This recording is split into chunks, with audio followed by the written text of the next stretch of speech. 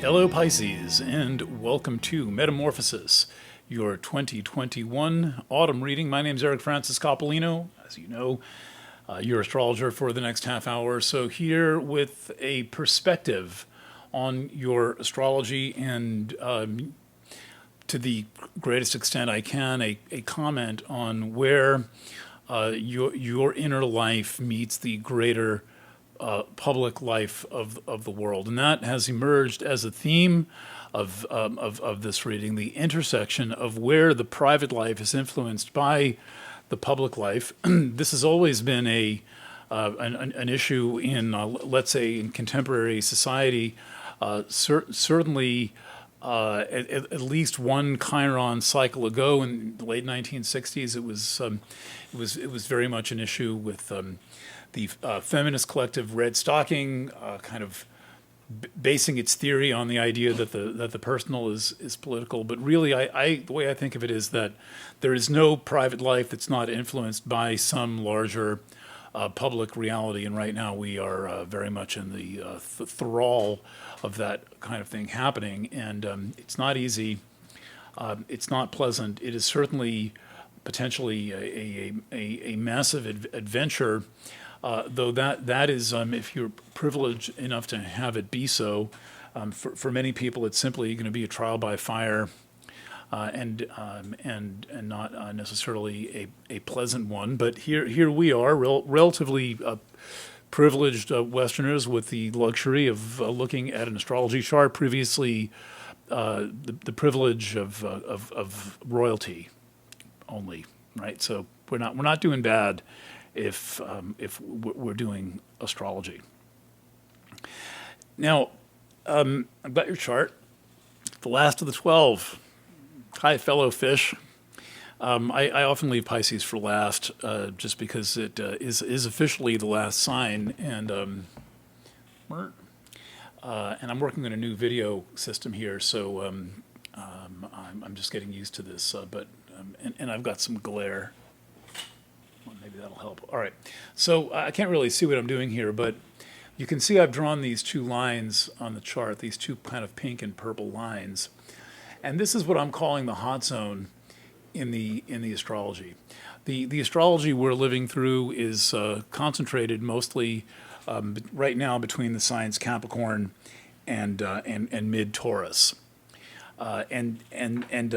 There's really not much else in the other hemisphere of the zodiac, with one notable exception that we're going to get to.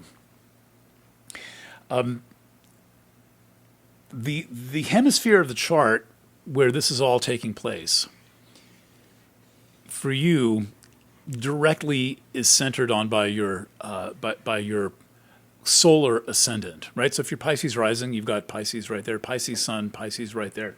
When we look at the talk about the solar chart, it's kind of a simplified astrology that is applicable to any reference of the sign, in our case Pisces. And what we have here is this is kind of an impact zone. This is where we feel things personally. And it's part public and it's part private, right? These are public houses. 11, 12 is kind of meta public, and thousands upon thousands of ancestors. And the first house is you and your appearance, and the second house is your values and your money and your tools of your trade and things like that. But together, this comprises an idea of yourself which spans from the social around to the what you possess privately, what you share with the public, and what you keep to yourself, or maybe share at will. And my point in saying this is that there is a scenario unfolding that is likely to be something that you're manifesting inwardly, and if inward is not quite the correct word, I'm talking about the the 11th, it's something where you feel a very high level of responsibility for, and you are naturally sensitive to what is going on, and your intuitive senses, unless they have been unfortunately corrupted by some other factor, or you're being dissuaded or persuaded or manipulated, your intuitive sense is very likely to be picking up the nature of the changes that we are all being put through by these very large forces in society. But for you, the nice thing, or perhaps the terrible thing, or the best or the worst, I'm not sure, is that you get that this is about you in some way. You're not thinking this is about other people. It's not about other things. It's not. There's not some. There's no way you can project this onto other people, really. And so, hence, you have to address the fact that this is your personal reality, and notably also the personal reality of your friends. The 11th house is at the top of that zone of impact, and it is a real thing that you're living through that will irrevocably change your life and the lives of everybody that you know. And you are blessed with a very wide perspective as a Pisces. Now, it is possible to get petty. It's possible for anyone or anything to get petty, but I would suggest that the most helpful response to the astrology that we are under, and the world conditions that are signified by the astrology that we are under, is to fully embrace a very wide viewpoint and your personal investment and involvement in all that is happening, both to you and that is happening around you, and to do something that is pretty easy for a Pisces, unless your perspective has been corrupted, which is that you understand that that ultimately the interests of other people are no different than your own interests. Now, part of the crisis that we're in is the crisis of infiltration of so-called community values onto private individuals, and because these influences are so personal for you, because they are so life-shaping for you, it is particularly important that you be monitoring the margin, the borderline between your life and the public life around you, and that you approach this challenge of there being no actual separation between the public and the private as something that you work with in a healthy way, and not in a codependent way. One of the problems of our time in history right now is that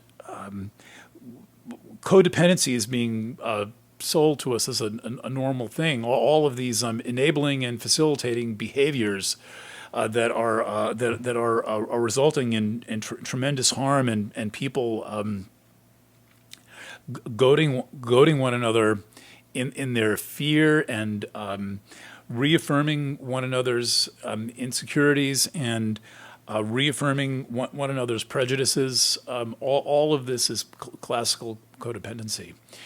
It is classical codependency that is got a lot to do with addiction patterns, and the fact that it's being played out on the entire society, and the fact that there's something that can bring together all the alcoholics, the teetotalers, and the people in recovery, and throw them all in one room. That's pretty crazy. But the behavior overall that we're being slammed and pushed and connived into is codependent behavior, and this is why one of the most important things you can do for yourself right now is to sort out the nature of your reality and how it differs from the reality of other people. And while we're on that subject, I just added something to your chart that usually I whip around to put all the outer planets in, and then I remember to put in some of the inner planets now. All right, so let's take a look at a couple of more houses. Capricorn on the 11th house is Capricorn on the 11th, to me, says that you believe that there is some public benefit from working with the power structure of society. Now, to an extent, that's true. The 11th is the house of all good things. It's the house of your hopes and dreams. It's the house of your aspirations. It's the house of the profit that you make on your career being Sagittarian in nature. So the second of the 10th is Capricorn, and you believe in paying your taxes. I think you understand that you have to do the right thing if you want to be a member of society. That said, in these years since 2008, which is now is finally seeming like a long way away, particularly that it's the beginning end of the journey that we are on, and the crisis that has subsumed our world, you have been increasingly driven to independence from all of this. That is to say, in my view, you need to make up your mind about what's right and wrong, and to not have any needless or overbearing input from your parents or from your family, or from forces so large they don't even know who or what you are. You're just simply a tax number to them.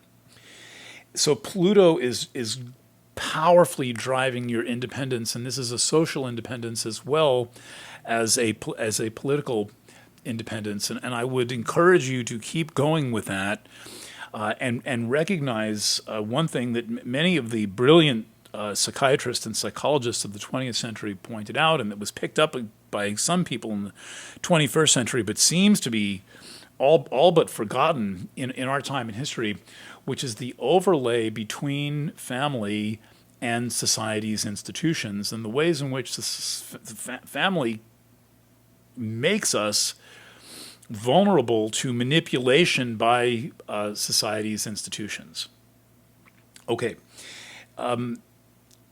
So Pluto is pushing that that powerfully, and the necessity also indicated, because the 11th is such a social house, is that you surround yourself by people who have a similar viewpoint.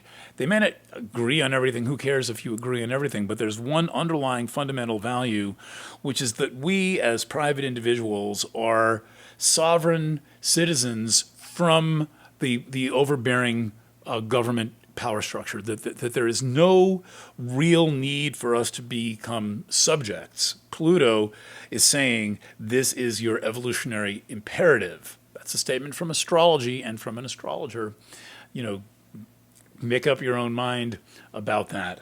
But I am, in every word I speak as an astrologer, going to put forth the proposition that you are your own person. The next is a very interesting placement for any sign, which is Aquarius on the 12th house. And it's one of the most defining principles of Pisces, is that the sign right before it is Aquarius. The 12th house is a mysterious and strange house, and it's the kind of thing you can keep forgetting what it means. You can learn it 20 times, and like the 21st time, you've got to start all over again. But it is an interior reality that tends to disappear like a dream. What Pisces is to everyone else, Aquarius is to you, because it's your 12th house. And there is a lot of pressure in that 12th house right now, in the form of the two most massive planets Jupiter and Saturn in the 12th house. And what they are doing is putting a lot of internal pressure on you that at times can make you feel like you just can't stand it, or like you want to explode. And it is important to be mindful of this. Now, these planets will get to Pisces soon enough. Jupiter made a brief visit, took some of that pressure off internally, but it's now back in Aquarius in your solar 12th house, and at the end of the year it's going to come back out. But Saturn's going to be there for a while, and Saturn through the 12th is. It turns out that it is one of the more challenging transits, even though in the old astrology Saturn finds its joy in the 12th house. They're called the joys of the houses. It's like exaltation, only it's houses. But this is not. It is not an easy placement because it is calling on you to do what may seem like an endless inner work. Like there's never a limit to the inner work that you have to do. And there may come an end to that inner work, but remember that Pluto is on its way, and Pluto is going to keep you oriented. Pluto in Aquarius is going to keep you oriented inwardly for at least 20 more years. Pluto doesn't get out of Aquarius till 2044, so it spans from early 2023 out to early 2024. That's a 21-year spell of Pluto in Aquarius. And so get used to doing inner work. You've had other transits like this. Neptune passed through there in the early part of the century. And now you have Saturn and Jupiter, and then you're about to have Pluto. Clearly there is something saying that your metamorphosis is coming from the deep inside to the outside. That's the metamorphic process that you are in. It is tectonic movement in your soul. It is about you. It is about your transformational process, your personal private journey through this world.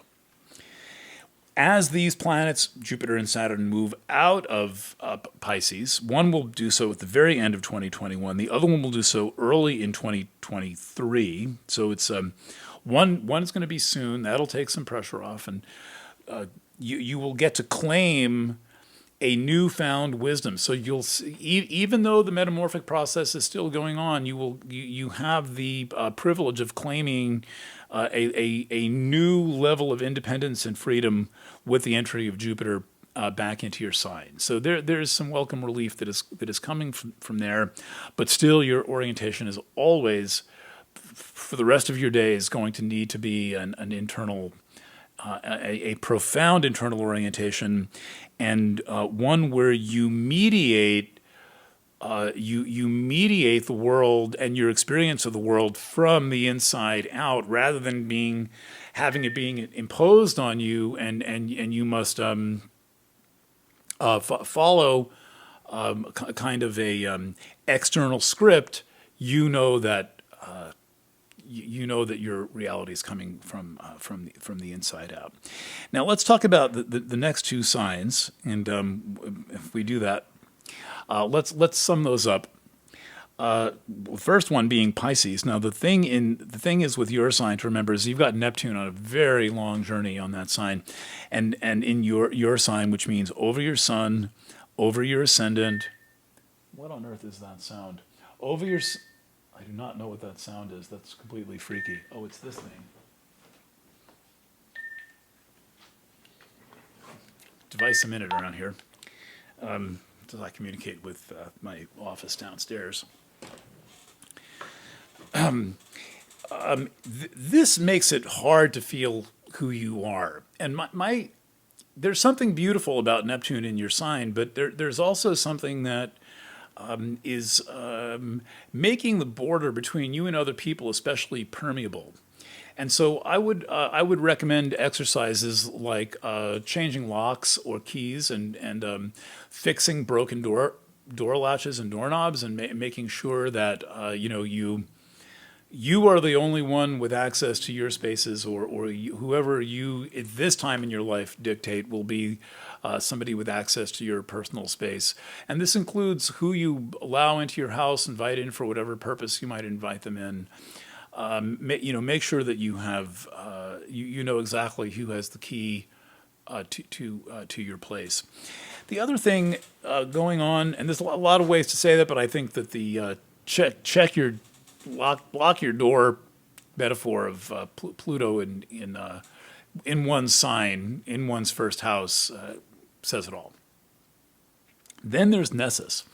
So the thing about Nessus is that it's about consequences, and the thing about consequences is that in the case of Nessus in your sign, the consequences are personal and private.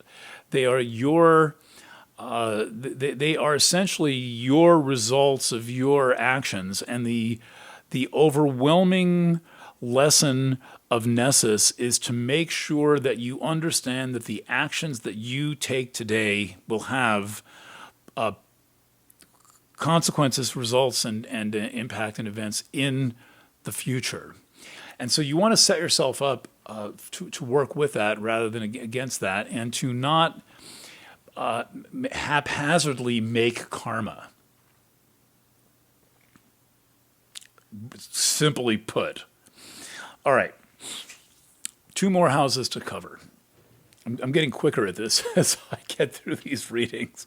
I'm becoming more efficient. I was running over in the early ones. Now I'm like, wow, I've covered. It's only 22 minutes in and I've covered it all. But I haven't. I've got 2 more houses to cover.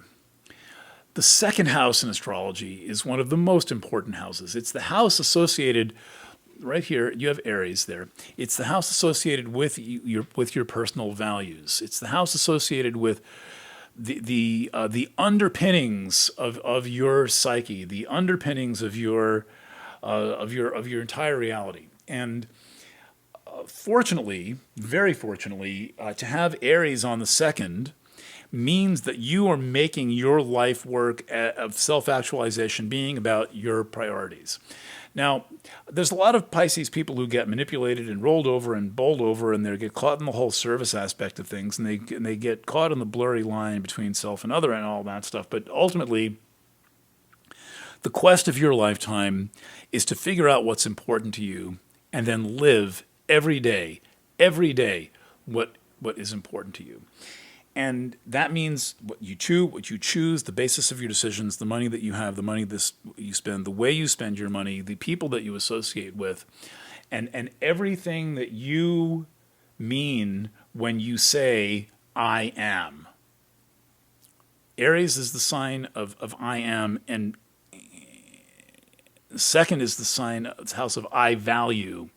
And so your statement of I am should rightfully always be a statement of I value. I am what I value. Okay, so Chiron there is pushing the issue, and it's pushing the money issue. Not possible to say enough about how crucial of a time this is to do all the scaling and cleaning and renovation of the roots and the repairing of the deep underground foundations when it comes to your finances. In addition to locks on your doors, you want to conduct a personal audit. You want to make sure you have good financial advice from whatever it might be, bookkeepers, accountants, or financial advisors, and that most of all, you be your own advisor and you make your own decisions about money because it is your money. Second, on that theme, let's jump across the dial to the 8th place, or 8th house. We'll use my finger instead. The 8th for Pisces is Libra. It is very natural for you to want to share your reality and to want to share your money. And I'm getting a battery warning here for the first time. I may have to finish this reading. So let's pause there on the theme of sharing your money and your social reality with other people, and really wanting to merge with the other. And then recognize there's a big before and after event coming up in October. I'm back. It is after dark, after hours here in Planet Waves FM headquarters. I was cut off by the battery life ending at the end of 4 videos. This is my new Canon M50. We need a chart for this discussion. Where I was the event in the 8th house of Pisces and Pisces rising and Pisces moon, and that is Libra. And we're talking about I'll show you, the triple conjunction taking place, which is, how do I do this? Let's go here. There's the 8th house. I got that right? No, here's the 8th house. So if we count 8 signs from Pisces, we wind up in Libra. By the way, another Venus-associated or Venus-ruled sign. And in there is going to be this event on the 8th and 9th of October that I think is partly something that has a lot of buzz going in various places besides the astrology community. I think people can feel this event, and as I've been describing it, it is the rare occasion of what I think of as a before and after event that does not involve outer planets. So normally when we have these era-defining or era-marking events, it's, I just want to make sure we're in focus here. Good. It's the outer planets and slow movers that are doing it. However, Badu, come on. I haven't quite figured out how this thing works yet. It is quite marvelous, though. And in this case, we have this alignment of 3 inner planets: the Jupiter, the Mars Sun cycle, and the Mercury Sun cycle are overlapping simultaneously. So we have this double meta cycle, as I think of it. When you have more than one cycle aligning exactly, you've got something special. So it's a little bit eclipse-like. And Mercury is retrograde, Mars is direct, and this is taking place in Libra. And Libra emphasizes decisions, it emphasizes relationships, and it emphasizes an aesthetic quality. For Pisces, it's about negotiating your agreements. And so this is a very important time for you to negotiate, renegotiate, work your way into or work your way out of agreements, particularly financial agreements, and to pay very heightened attention to the kinds of commitments and that you're making, and the kinds of commitments that are being made to you. This could potentially be a very lucrative time for you, but you're going to have to be impeccably astute and really pay attention to where people are coming from. And it might help to do a little study of where these planets are coming from. But Aries on the 2nd is ruled by Mars. Scorpio on the 9th is ruled by Mars. And then Mercury emerges from your 7th house of relationships, and then also from your 4th house of grounding and security. So it brings a lot of houses into the picture. And so we're talking about people who might be relational partners. There is possibly some relevant and momentous news coming in terms of a vital partnership. And then we're talking about finances out of the 2nd and a spiritual overtone out of Scorpio. One of the more humorous things about Pisces is that your spiritual angle of your chart is described by Scorpio. So you are one for whom it is possible to have sexuality be your spiritual path. All of that said, you just need to pay attention. I don't want to be specifically predictive, but you want to pay attention, and you want to pay attention to what people said and what they're saying now and what they have said in the past. That's your retrograde Mercury. Pay attention to what makes you feel safe and secure now and what made you feel safe and secure in the past. The past references are all about the Mercury connection. And the Mars-Sun connection, to me, says more than anything that the most significant element in all of this is knowing what you want. Mars is not about need. Mars is about desire. The sun is about shining in your glory and having a presence wherever Mars is placed. And here it is in your eighth house. And what's interesting is that none of these planets are significators for Pisces. Those are found elsewhere. So you have an opportunity to have some objectivity here. A little bit of distance, right? It's not that easy, particularly in an eighth house matter. But I will add something that I haven't said in this entire reading, and now we're in like the last few minutes of approximately 7 hours of video, basically reading one chart, drawn 12 ways. The Sabian symbol where this conjunction takes place, the triple conjunction of Mars, Mercury retrograde, and the Sun. Sorry, that's a police scanner.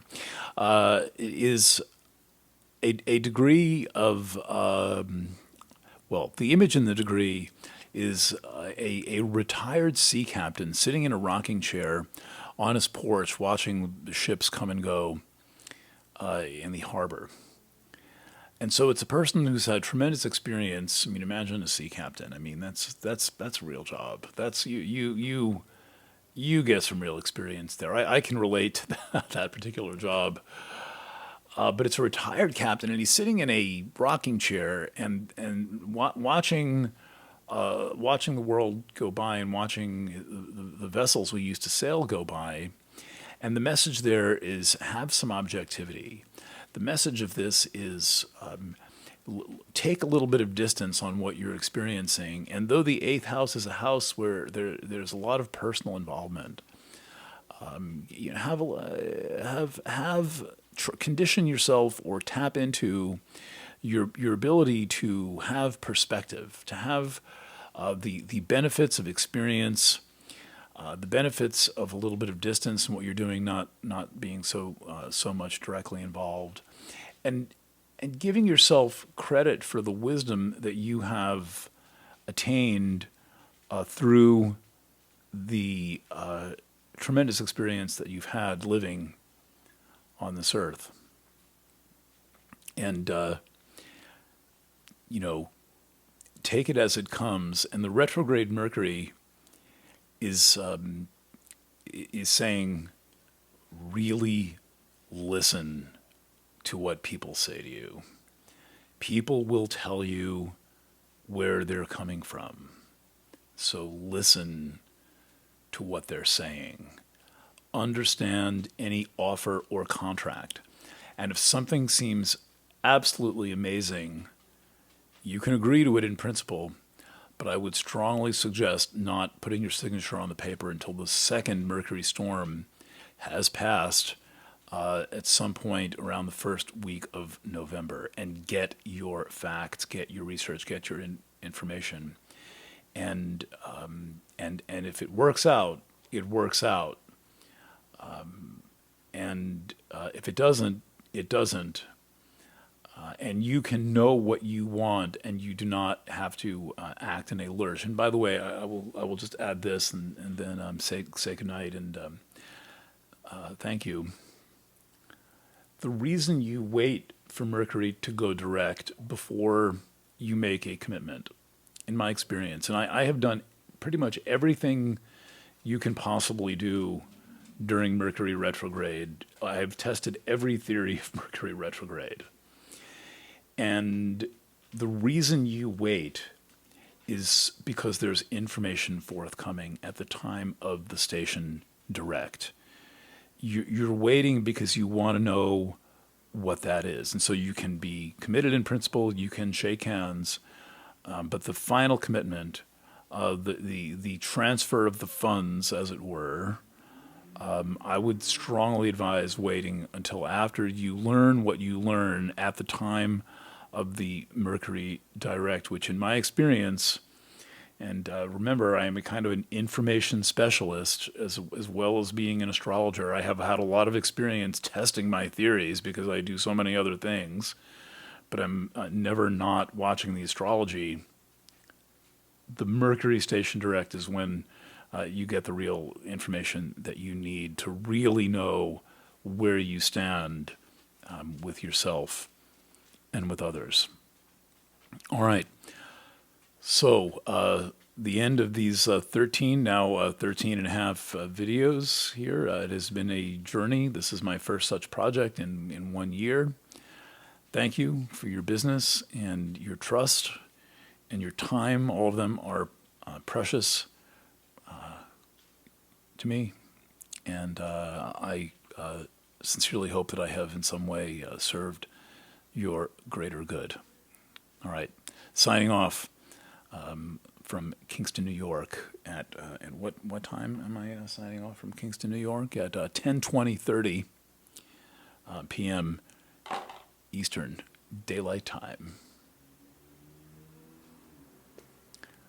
Bye for now.